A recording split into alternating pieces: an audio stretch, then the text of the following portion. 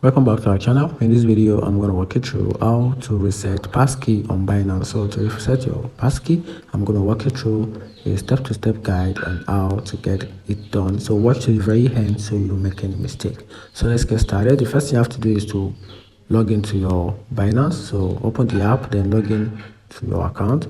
Then from there, tap on your profile icon at the top left corner. Then select security from the menu.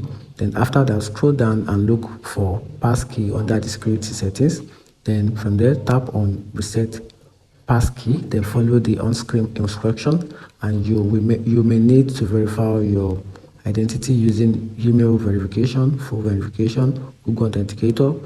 You can also use your identity verification, which is your ID or a selfie, or set a new passkey. So to do that, once verified, create and confirm a new passkey, then save changes.